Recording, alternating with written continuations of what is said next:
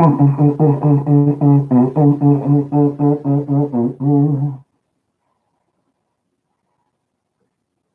do feel good. I got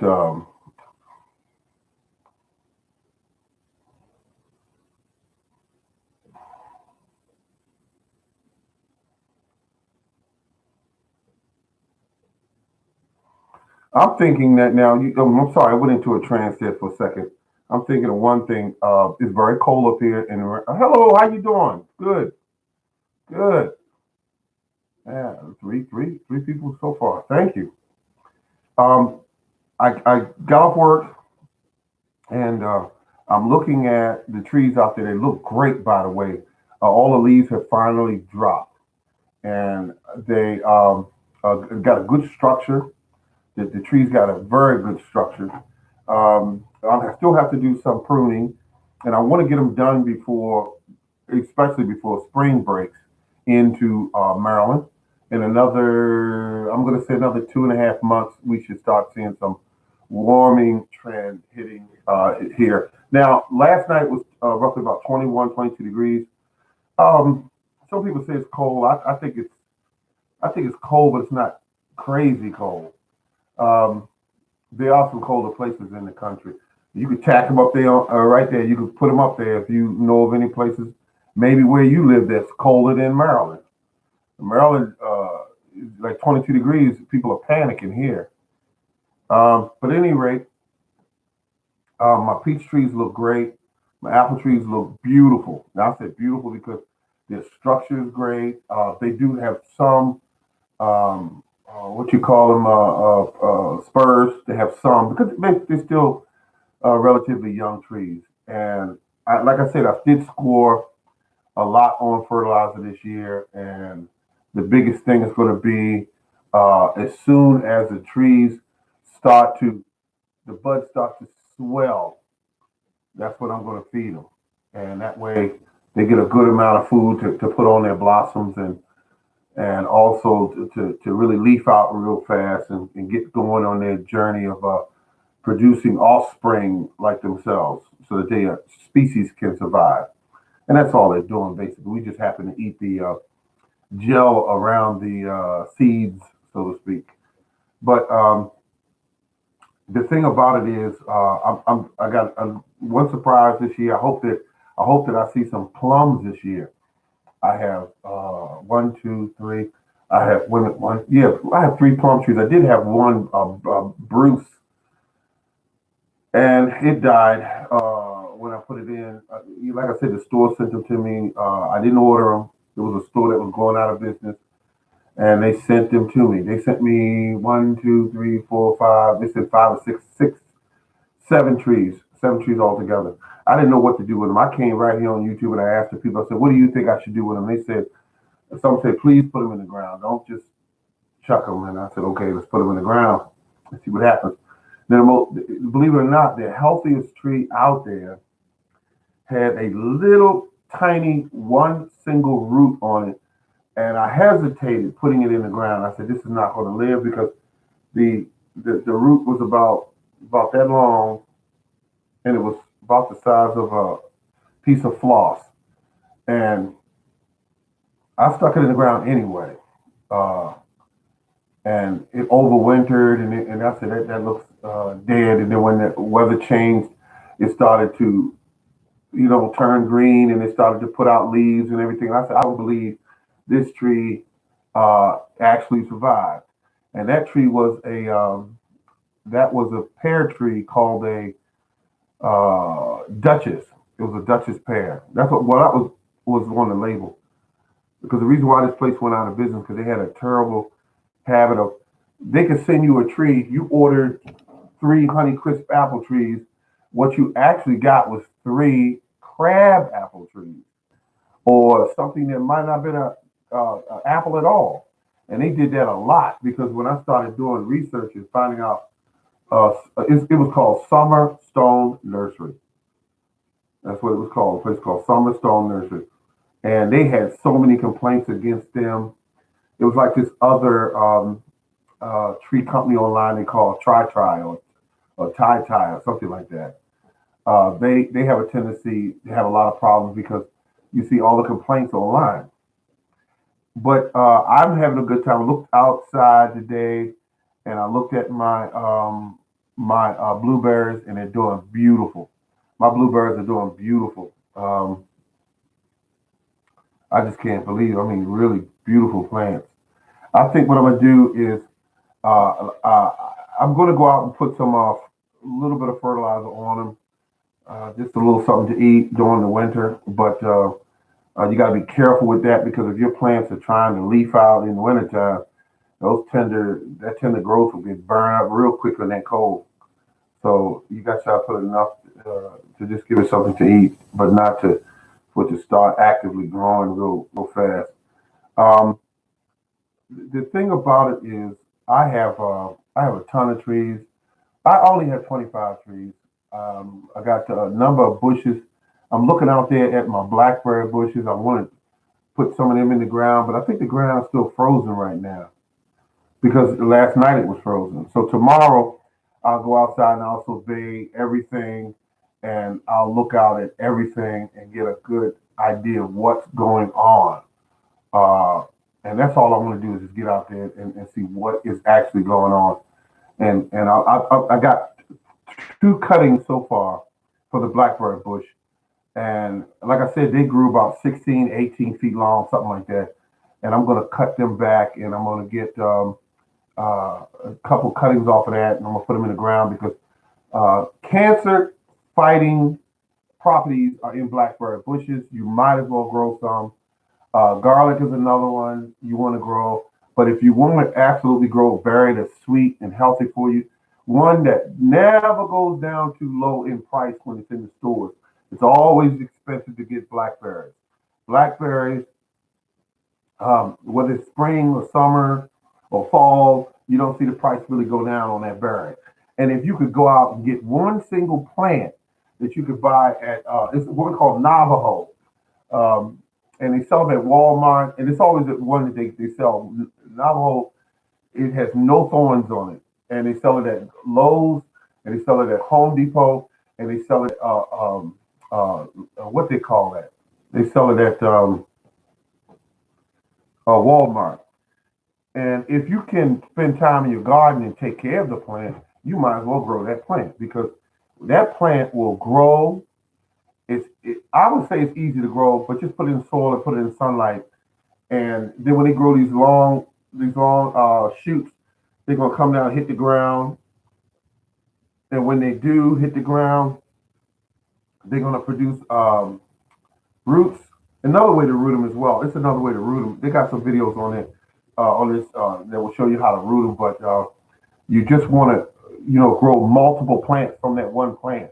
I bought one plant and I've gotten over 30, 35 plants from that one plant. And I wasn't even trying to really grow plants from that one. It just each year I would look somewhere and they sent a shoot over here.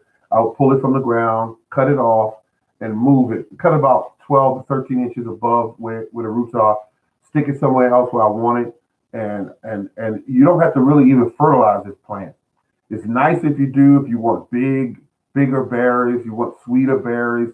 Yeah, go ahead and fertilize it with a good. I like an organic fertilizer. You could use a man-made fertilizer, organic. I like the organic better. And you put it down there, and you just let that plant do its thing, and it will grow you these big, beautiful berries that you and the birds can eat. Y'all can share them berries because the birds are gonna get their share. Um, but yeah, that's what you want to do. Blackberries, and come out there on a warm summer morning and go out there and pick you some blackberries. Put them in your waffles. Put them on. I mean, your pancakes. Put them on top of your waffles. You got something special there, and it give you that boost when you wake up in the morning. Just let you just feel good because it's got that energy about it, and it's got antioxidants in it. It's the highest rated berry that have antioxidants in it is that blackberry, and you might as well grow some. The plant, you're going to spend an initial about $6 to $7. If you wait to the end of the year when they start bringing the prices down, If there's still some left there, you go to different stores, you might get it for $2.50 a box. And when you get that box in your house, you're gonna say, thank you, thank you, thank you, thank you. I remember the morning gardener telling me if I grow this berry, it could actually help me live longer and live healthier. And then he said if I grow it, I could buy one or two of them at a time and let this thing start producing all these shoots, take cuttings off of it, put them in pots, root them out, put them in different areas of the yard, please. You got something special there. You got something real special there. That's blackberries. The raspberries I grow, I like them because they're like there. They're sweet. I could put them in shakes. I could put them in drinks. I could eat them in the morning with breakfast. I mean, raspberries I like too. But health for health and sweetness and taste, I'll much rather go with the blackberries because blackberries will make sure you stay here longer. And that's all there's to it. And if you want to test my research, go somewhere and ask what berry has more antioxidants in it than a blackberry. And you're not going to get an answer but blackberries. Oh, okay. Now, I was just asked a question here that did I prune my blueberry bushes yet? Now, the reason why I haven't pruned them yet is because when I went to look at my blueberry bushes, they didn't have anywhere on them to be cut, to be pruned back as of yet. Um, there are no dead branches. There are no diseased branches. There are no branches that need to be pruned. Now, when the winter's over and we're getting ready to come into spring, I might have some dieback from the winter or something like that on certain branches. And then I'll go ahead and I'll nip those off and everything. Now, blueberry bushes love to be pruned. They love it. They love it. They love to be pruned. They like to fight and come back. I found out my blueberries grew better when I pruned them. Early part of the year, when you get into the fall and winter, go get your peat moss and put some around the base of that plant. Generous amounts around the base of that plant. And it will help to acidify that soil in that area. They will help that plant to be able to deal with that alkaline soil. And it's easier to do if you got them in pots, but if they're in the ground, just put some of that generous amounts of that peat moss around them and just enjoy your plant. And your plant will enjoy you because you're giving it all the right stuff it needs. Um, are your plants alive? Yes, they are. They're not just sitting in a pot. They actually you get something out of the plant when the plant gets the proper amount of water, the proper temperature water, the proper nutrients, the proper food and light, sunlight, because it's actually eating sunlight. That's what your plant is doing. The plant's not your plant's not just saying, oh, I'm eating dirt. I'm gonna live because I'm eating dirt. No, no, it gets minerals and stuff from the dirt, but it's actually eating sunlight. So sunlight is always a plus for your plants. Goji, antioxidants. Now see, superfood, very good for me. If you like goji berries, I don't know a ton of information about goji berries, so I won't get into a debate about goji berries. But what I will say is that if you found a berry that has more antioxidants in it than another berry, then more power to you. My point is that blackberries, if you I don't know if you researched this, but you got the information from somewhere. Like I got my information from somewhere. And you say that it has more, and I say blackberries have more. So let's just agree that they both have a lot of antioxidants in them. But I would not turn down a goji berry. I would not turn down a blackberry. It is a berry that both of them are. Oh, you're welcome. It is a berry that both of them sound like they're going to be beneficial to you. So I'm going to stop that run-on sentence there and shorten it off right there. Let's see. My plans. Oh, raspberries, blackberries. Oh, wait a minute. Yeah, that's a good thing to have the wild varieties. Um, the difference here's what happened to me. Years ago, I started going onto the internet. There was a guy on there with a hat and glasses. He seemed like a survivalist because he talked a lot, a great deal about guns and shooting and protecting his property. Man scared the hell out of me. Okay, but he had a lot of good information. He grew berries and he grew vegetables and he trapped rabbits and all this kind of stuff and deer and things like that. So he was a person that you could learn some things from. And as far as wild berries go, I don't know if there's a big difference in other than the size of the fruit. Because the blackberries, definitely there's some wild varieties of those, and some wild varieties of raspberries. And there's another one I didn't know was in my yard years ago. We used to see these little tiny little red berries in the grass that we used to look at. They looked just like strawberries, and found out they were actually original strawberries. You know, before man actually started to get the strawberry to do pretty much what he wanted it to do. Many hundreds or even thousands of years ago, they started to add certain traits to many of our foods. Everything from corn to tomatoes to to avocados, you name it. Man is an influence. They say I want more skin to grow around this seed. I want the seed to be smaller. I want the fruit to be firmer or sweeter. And they kept cultivating these different forms of plant life until they got them to do pretty much what they want them to do. But I have always enjoyed certain foods because of its benefits. And what really gets me is to grow foods that are is expensive. That blackberries are expensive. Blackberries are nutritional. Facts. Um, they are easy to grow. Hey, you know,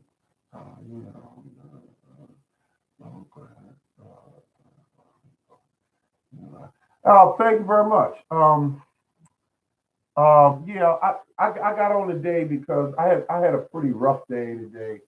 To be quite frank, on I had a challenging day.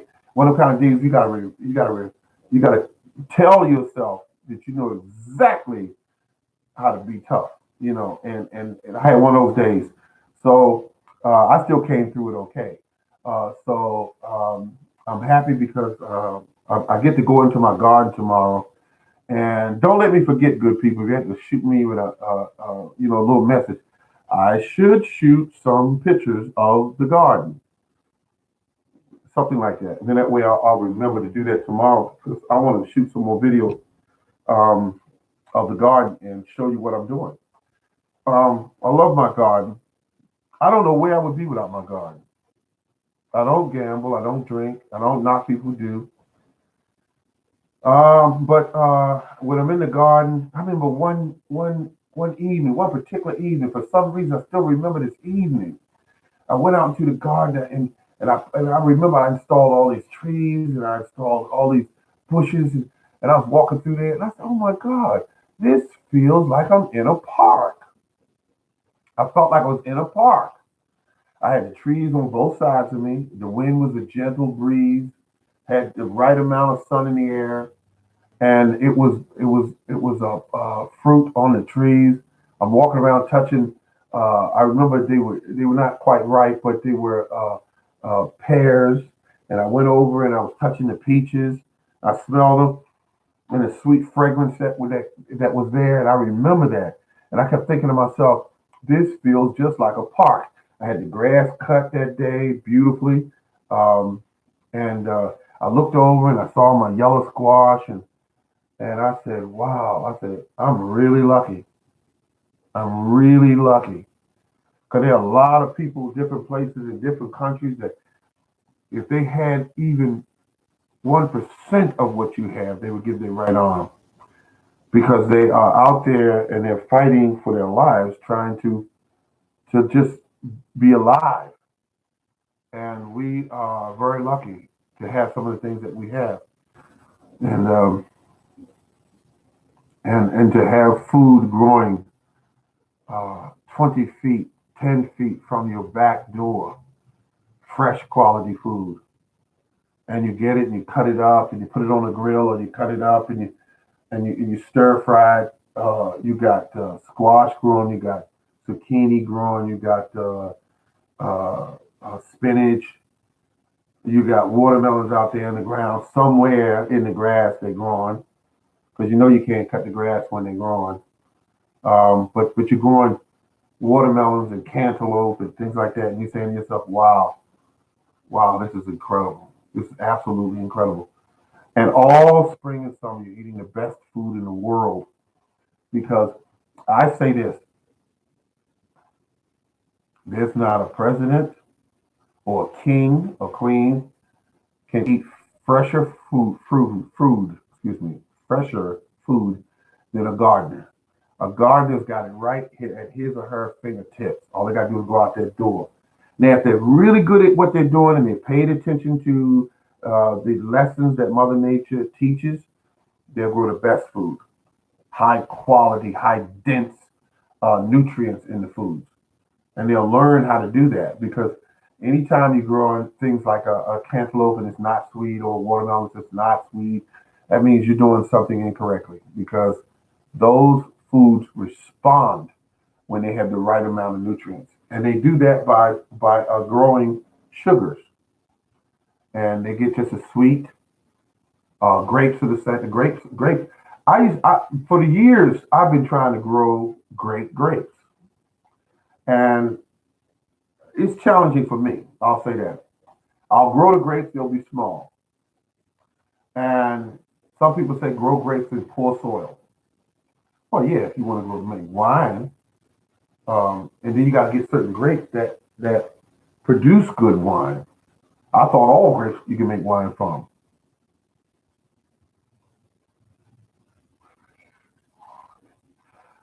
Okay, yeah, zone 8A. Oh, okay, let's see.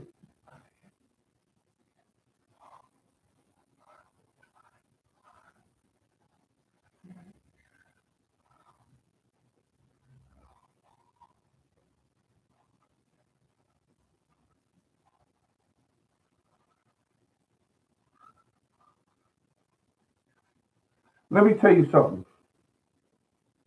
Let me tell you something. I want to tell you like this. I always am concerned about people stealing my produce because I was sitting in my driveway one day in the car and I looked in my rear view mirror and there were two kids rolling pumpkins out of my pumpkin patch down towards my driveway to roll them out towards the street so they can take them home. Now, I was a little bit disturbed because I didn't know what were their intentions. But afterwards, I laughed about it and said, look at that. They couldn't even pick the pumpkins up. That's how heavy the pumpkins were. They were so young. Um, but then it got back to reality. I said, they were in my yard. They were on my property. And they were in what is considered to be my space, my where I'm growing things. Um, Certain foods I grow in a fashion so that if people were to come onto my property, they would not necessarily see anything. And my apple trees will produce small apples, medium-sized apples, and they'll start producing large enough apples when they get near the colder months. Less people outside, so they don't really see what I'm growing. Sometimes, that's what I like to think anyway. Um, Corn, dead giveaway. Corn is an absolute dead giveaway that is there. Um, but if you grow like potatoes and things like that, people don't even know that stuff's there. Let's see, squash, don't even know it's there unless they go up and into the patch and look and say, "Whoa, what is this?" Spinach, they have no clue what that is. Collard greens, farmers, people who are gardeners know what collard green look like. Kale, they know what that looks like. Um, but your average person that eats at McDonald's and never been around a farm or anything like that, they could walk around your stuff all day and not know what it is. I do not grow in straight lines. I don't do that. I used to do that. That's a dead giveaway if you have a garden. I grow in circles. I grow sister planting, which is beans and things like that. If you want to do beans and corn and what they call it, squash, things like that. They don't know what some of it is, but they know what the corn is. Dead giveaway. But my point is that I grow in circles. I allow weeds to grow up around my crops. I only clear out weeds around the actual plant 15 inches back. And with all the weeds and grass and everything, people don't even know my stuff's over there. They just think I haven't cut my grass in the back. And that is an excellent way of hiding food. Um, Tomatoes growing. Um, if you're not right on top of them, they're red when you get on top and look at them. But hell, sometimes I can't even find my tomatoes unless I look all in the patch. Numbers of tomatoes be green before they turn red. Um, there's let me see. Oh, cucumbers. I've hung them up in plain view and no one touched them because they don't know what the heck they are. They're looking around in the yard and you're looking and saying, wait a minute, cucumbers. I don't see anything over there because you really can't see cucumbers if you grow them with a background of a whole bunch of weeds and everything. You know.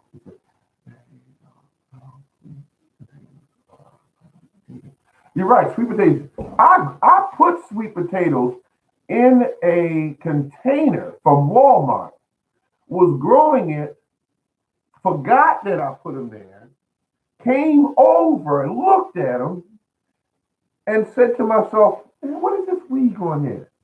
And then had to go one of those moments, oh, that's right, I put sweet potatoes in there. Because you can lose track of some of the things that you grow. And so if you're living in an urban environment like I live, you can actually hide food. Straight lines, dead giveaway. Dead giveaway. Absolutely a dead giveaway. I don't till at all. I don't till. And when you till, people know it's a garden back there. They know it's a garden. I could bring a person on my property, and the only one would be able to tell where my blueberries are would be a gardener, because they know what the leaves look like. But the way I have them planted, they are they don't look like they look like some weed the guys got over there growing. Um, Now my fruit trees can't hide those, but like I said before, fruit trees do a great thing because they don't put their fruit on until depending on the tree. I have one early variety of peaches, and if you allow your peach tree to where I cut my peach tree, I got it cut where I always do heading cuts so it'll flush out and be a big ball of just leaves mostly, and that can hide peaches in that.